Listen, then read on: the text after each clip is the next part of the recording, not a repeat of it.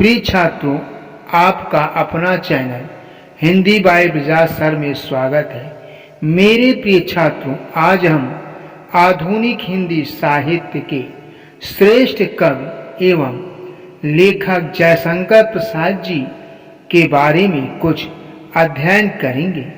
तो चलिए अब हम हिंदी के श्रेष्ठ प्रतिभावान कवि के बारे में पढ़ते हैं। जीवन परिचय। हिंदी में छायावादी काव्य के प्रवर्तक श्री जयशंकर प्रसाद का जन्म 30 जनवरी सन 1889 ईस्वी में काशी के धनी महादानी परिवार में हुआ था। आपके पितामह शिवरत्न साहू जी काशी के प्रसिद्ध दानियों में गिने जाते थे। बालक प्रसाद की अवस्था अभी 12 ही वर्ष की थी कि आपके पिता श्री देवी प्रसाद जी का स्वर्गवास हो गया। 15 वर्ष की अवस्था में माता तथा 17 वर्ष की अवस्था में बड़े भाई के निधन का दुख आपने देखा। उस समय प्रसाद 7वीं कक्षा में पढ़ रहे थे। इन सब की मृत्यु हो जाने पर घर का सारा भार प्रसाद जी के कंधों पर आ पड़ा और इनका स्कूल जाना बंद हो गया। प्रसाद ने तब घर पर ही पढ़ने का प्रबंध किया और एक चित्त हो अध्ययन में जुट गए। घर पर ही आपने संस्कृत और हिंदी का अच्छा ज्ञान प्राप्त कर लिया था। इसी बीच प्रसाद के हृदय ने एक के बाद दूसरी पत्नी को संसार से सदा के लिए विदा किया। विधवा भाभी तथा मातृहीन पुत्र रत्न शंकर को देखकर ये अपने आंसू संभाल न पाते थे। आंसू की उत्तेजित कर मत दौड़ाओ, यह करुणा का थका चरण है। आदि पंक्तियों में इसी विषाद की गूंज है। 19 वर्ष की अवस्था से ही प्रसाद ने ऐतिहासिक खोजों तथा छायावादी रचनाओं का आरंभ कर दिया था। आपका जीवन अत्यंत सरल था। स्वभाव से आप हंसमुख, मिलनसार, स्नेहशील और साहसी थे। कठिन से कठिन परिस्थितियां प्रसाद के जीवन में आई, किंतु उन सब का सामना करते हुए भी आप भगवती भारती की सेवा में निरंतर जुटे रहे। किशोर अवस्था में ही परिवार का भारी बोझ अपने कंधों पर संभालकर आपने जो उच्च कोटि का ज्ञान प्राप्त किया और उसके फलस्वरूप हिंदी साहित्य के भंडार को जिन श्रेष्ठतम कृतियों से भरा, वे आपके अध्याय साय एवं तीक्ष्ण प्रतिभा के ज्वलंत उदाहरण है। भारतीय दर्शन, इतिहास, संस्कृत, साहित्य, विशेषकर बौद्ध साहित्य पर आपका गंभीर अध्ययन है। प्रसाद जी का सारा जीवन संघर्षों में बीता।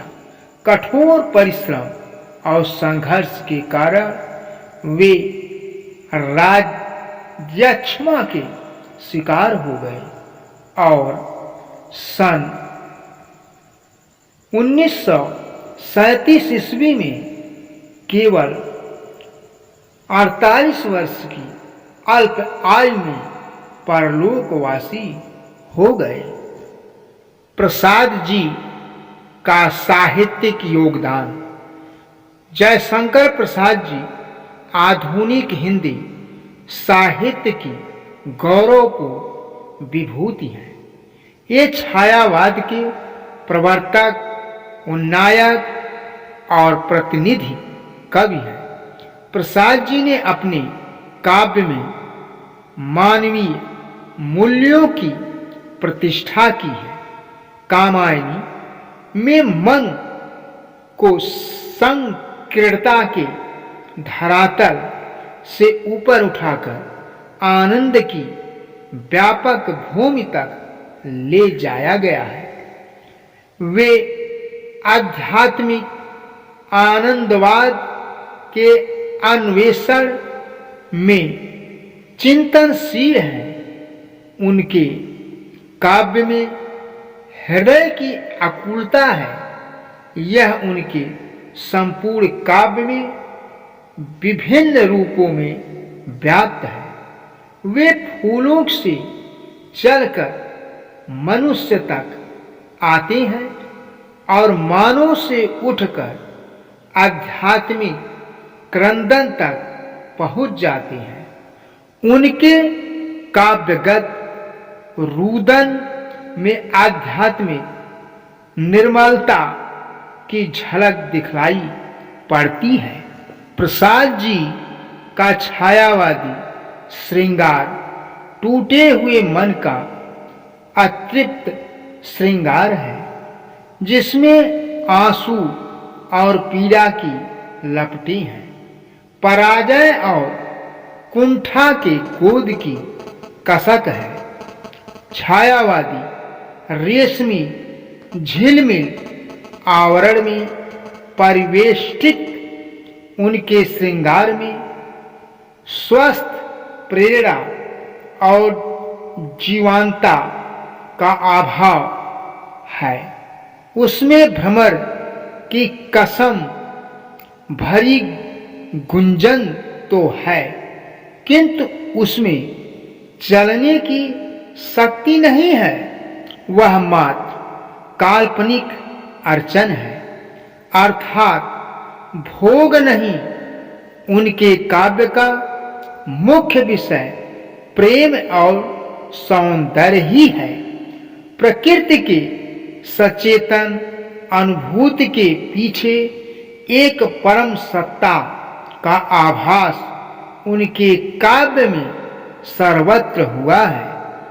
यही प्रसाद जी का रहस्यवाद है, जिसमें न तो कबीर की साधना परक प्रौढ़ता है और न जायसी की प्रेम मूलक संवेदना। यह भाव सौंदर्य उत्प्रेरित प्रकृति का रहस्यवाद है। भाषा और भाव की दृष्टि से विचार करने पर प्रसाद जी को निसंकोच आधुनिक कवियों में सर्वोच्च स्थान दिया जाएगा। प्रसाद जी का कवि रूप बड़ा ही ओजस्वी है। कल्पना ही उड़ान, दार्शनिक तत्वों का सरस विवेचन, राष्ट्र प्रेम के प्रति अभिव्यक्ति तथा प्राचीन भारतीय साहित्य एवं संस्कृत के अध्ययन में निश्चय ही प्रसाद जी अपने युग के सभी कलाकारों में अपना सर्वश्रेष्ठ स्थान रखते हैं। वे छायावादी युग के प्रथम प्रवर्तक कवि हैं। उनका साहित्य अत्यंत ही वैभव संपन्न है। रचनाएं प्रसाद जी सर्वतोमुखी प्रतिभा के साहित्यकार थे। आपकी साहित्यिक सेवाओं से हिंदी साहित्य का कोई भी अंग अछूता नहीं रहा।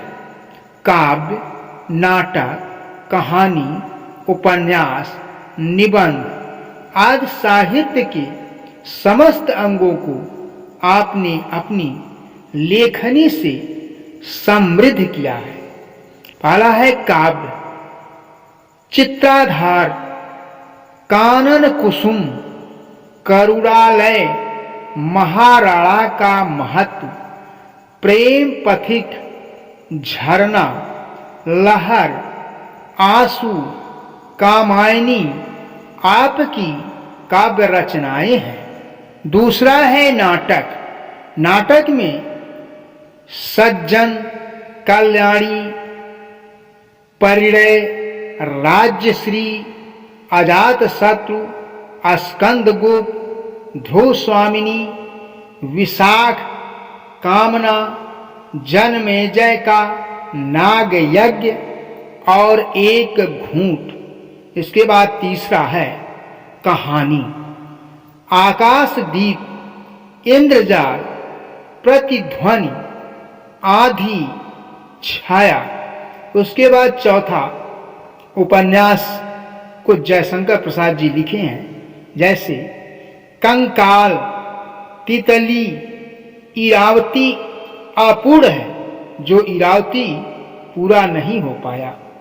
पांचवा है निबंध, काव्य और कला आदि। जय हिंद, जय भारत।